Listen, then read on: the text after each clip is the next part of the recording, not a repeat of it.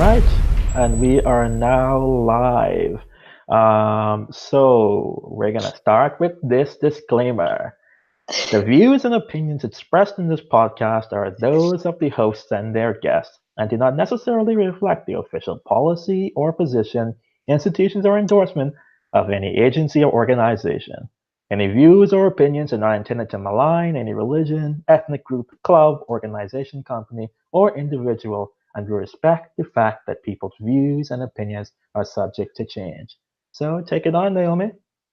Yeah, thank you, Charles. So thank you for tuning in today to talk public health. As you know, this is our second episode, and we're really excited and ready to talk about this hot topic, anti-vaccine or anti-vax behind the curve. Are we telling the right story? All right. And yeah, Yeah, and I definitely wish to recognize that 20 minutes will not be enough to dive into this issue. We certainly will need to do a part two or a part three to this topic. But Naomi and I just wanted to start out by saying the following: that one, whether you're young or old, vaccinations have made some incredible good things for our world. It's made it healthier for everyone. From the time we're born, vaccines offer us protection to help us stay healthy throughout our entire lives. And vaccines have led to the eradication of debilitating diseases like polio and smallpox, and most recently, measles and rubella, with even more hope on the horizon for addressing illnesses like cancers and HIV and AIDS. Yeah, yeah. Naomi? Definitely, but now there appears to be this threat to this health gains, and with the active vaccination movements that are coming up everywhere, and yeah, so there is a credited decline in vaccination levels in populations all over the world, and of course, we could see now the reemergence of other eradicated illnesses. And today we hope to tackle three questions, and I think the first one will be for Charles. Charles, go ahead. All right. So the first question really is, what do we mean by anti-vax, and is this term an issue? And so I think what I wanted to say is that just by looking online, this is where I think a lot of people go to find their Mhm. information. They go to Google. When I Google anti-vax, I see a lot of stories and hits that take you to links that spell out the story of fear, blame, lawsuits, bans, anti-science, this whole lack of trust of persons in power, and issues around like far right and populism growing.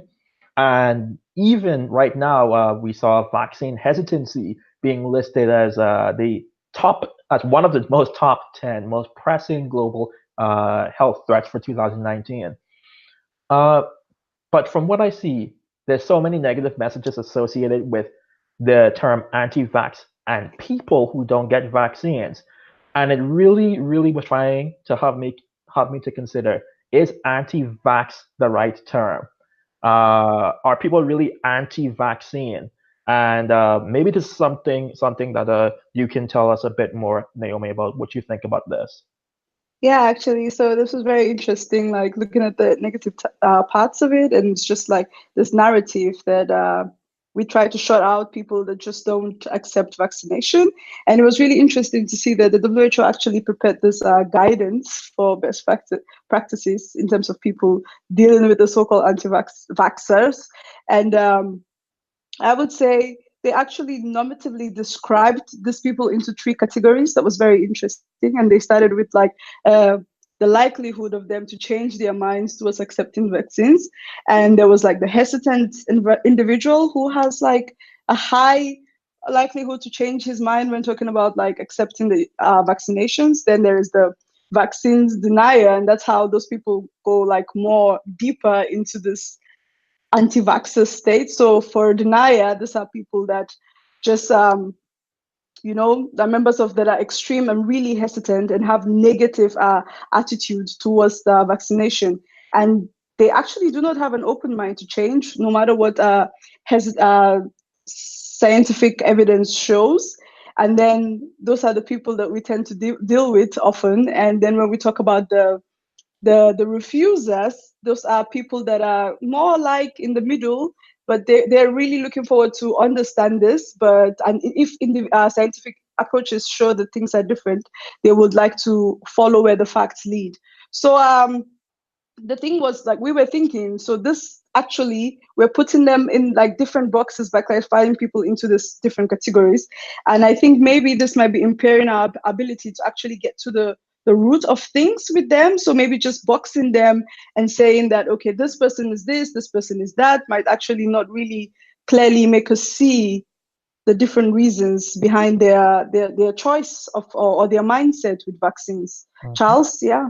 Yeah, I definitely think that that was some good context to be able to provide, Naomi, Mm-hmm. and I think that really helps us to like pivot into like the second question, because I feel as though public health professionals, we often beat around the bush, and the thing about it is we're taught about how vaccines, they've been this really good low-hanging fruit for good public health practice for quite some time. But we've sometimes been ignoring, whether that's willfully or not, and not confronting that there are some deeper issues around like medical distrust that have often been considered too difficult to deal with head on. And so I know that's gonna like ruffle some like people's feathers, but I really want to challenge us to think: is there a need for us to be a bit more transparent and aware of some of the issues around medical malpractice, colonialism, racism, and these particular and like how these things connect to disease control and how it may impact people's uptake on vaccines. And so, like for example, I know that like one of our classmates, who I hope I just said we can have on the show at some point. You all may or may not have like heard about what's going on with the Philippines right now and how there was a vaccine for dengue called Vaxia, and the issue right now with the Philippines is that it happens to be a country where the availability of vaccines is already poor so far, and then you saw the introduction of the dengue Vaxia vaccine to try and like address dengue because of such a high concentration. And so this gets into this whole issue of about malpractice or like perceived corruption, where at some point there was apparently a skipping of particular checks and balances for the approval of this particular vaccine, and also the way in which the clinical trials were conducted for this vaccine.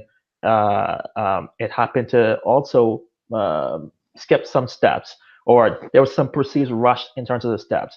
And you had the Philippines, which had such a really high confidence for vaccines, around 90%, dropping to the like low 30s just because of the introduction of a vaccine that people felt as though was rushed. And don't get me wrong, creating a vaccine for dengue, absolutely important. Creating vaccines to be able to address all sorts of like multivalent mosquito-borne issues like Zika, chikungunya, malaria, all of that is quite important. People just felt a bit um, betrayed in terms of the way in which the vaccine was introduced. And I think that that is something that we should take into account. That's something that we need to own up to as public health professionals. What about you, Naomi? Yeah, that's like totally clear about what you're saying. And for example, like I'll bring up the example of Ghana with the suspension of Ebola vaccine. I don't know if a lot of you have heard about it.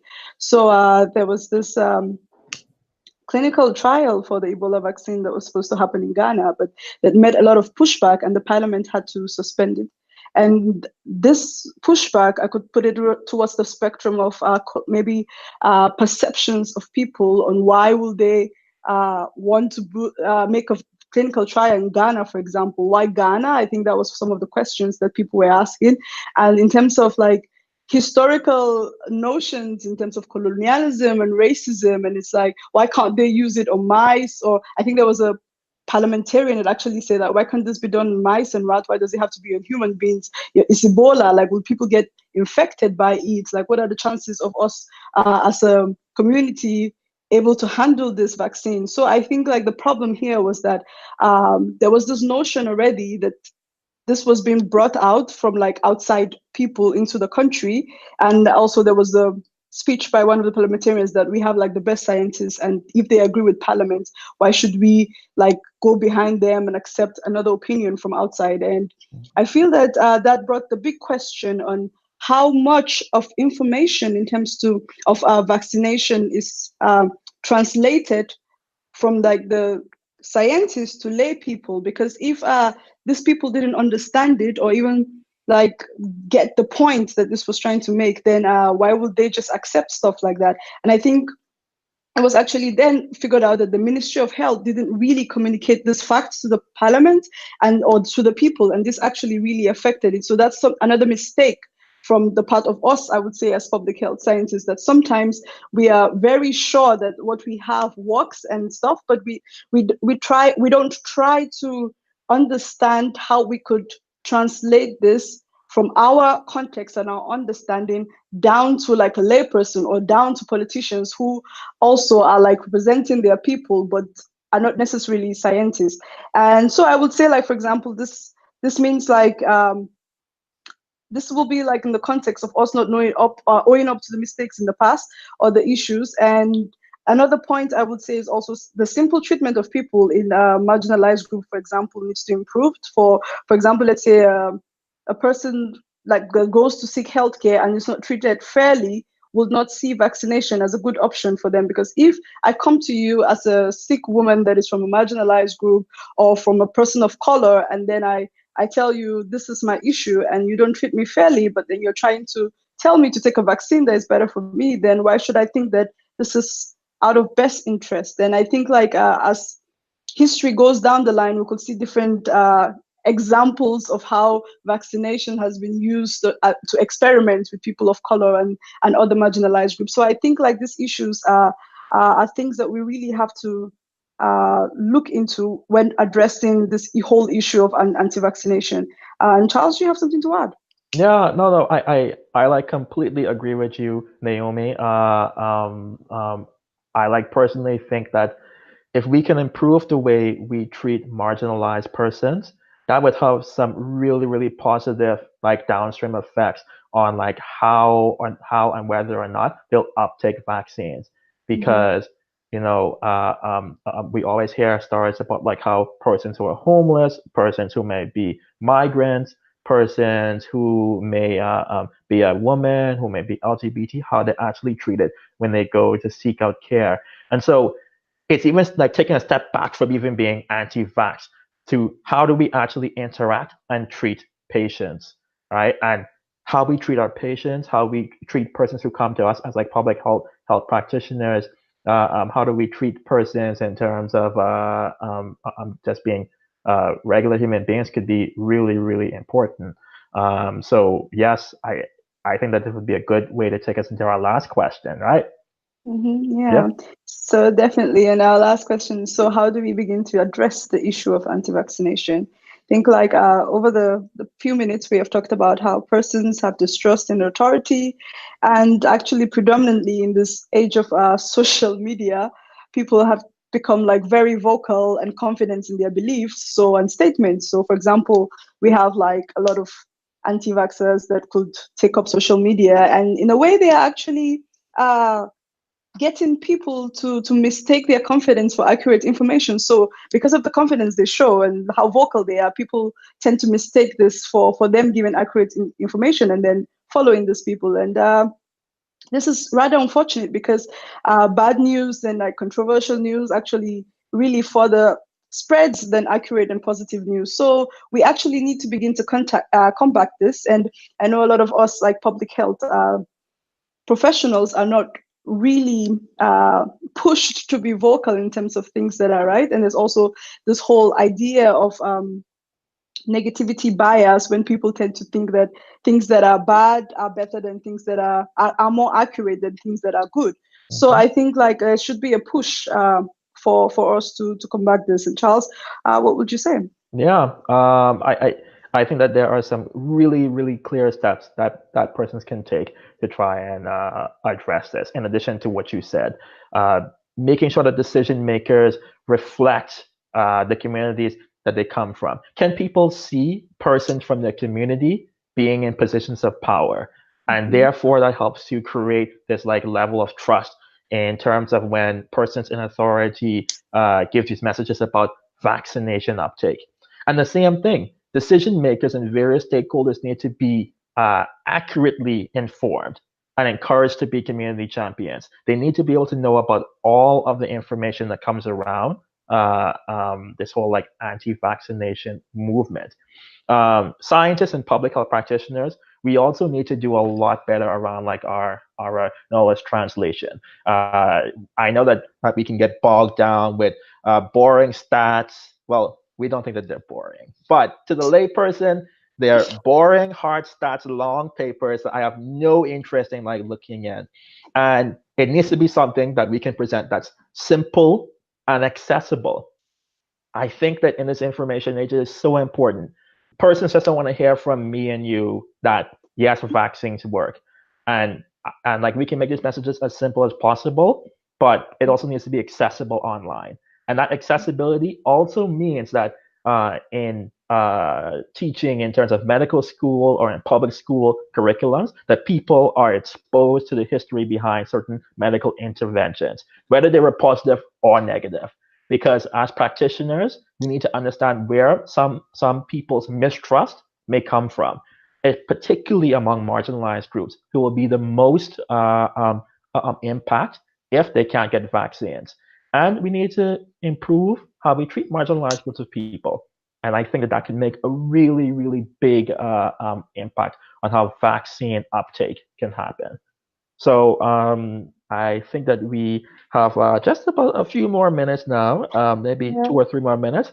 So let's see if we can boil down into some summary points. Yeah, I think, so we will try to summarize the whole discussion, and I feel we should have this point. So number one will be like, okay, it's true, there have been controversies surrounding the vaccinations and clinical trials. So I think we should look more into not running away from these issues, but like confronting them and be clear in our communication. So I think it helps a bit when you try to say that of course this happened, but this is the better picture. So I feel that this is really a way to go forward. And also governments must provide the health sector with more support and resources for physicians and public health practitioners to communicate with their patients better. And I think Charles mentioned this earlier on the need for clear communication in terms of like responding, for example, to health crisis.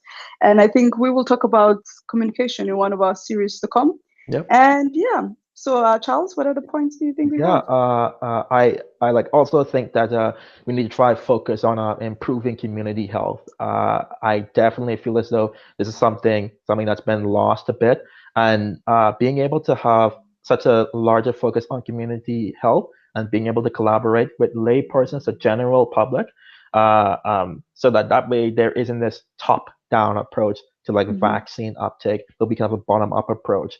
And we didn't get to talk about this as much, but I think that we need to also begin to like push back against certain claims around like branded vaccines versus generic vaccines, and whether they seem like inferior versus superior just because a certain brand comes from it.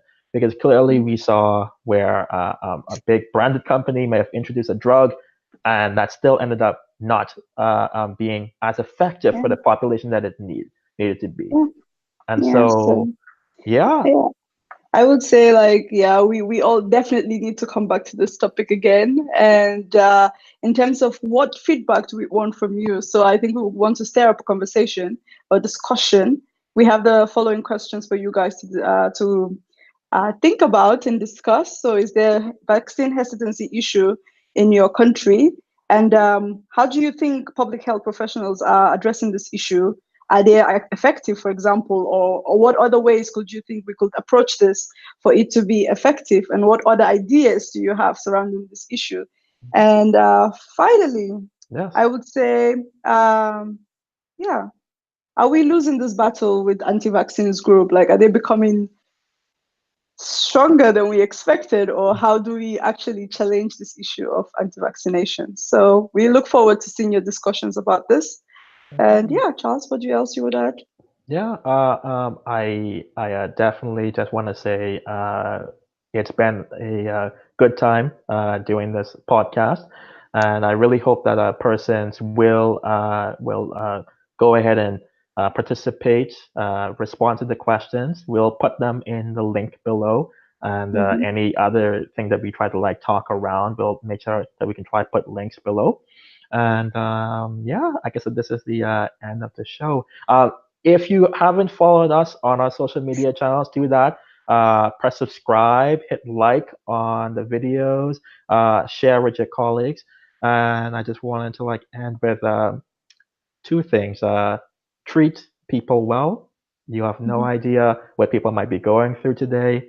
And so like just see if you can like put a smile on your face and share some joy with people. And if you don't have a vaccine, see if you can get one today. Vaccines do work.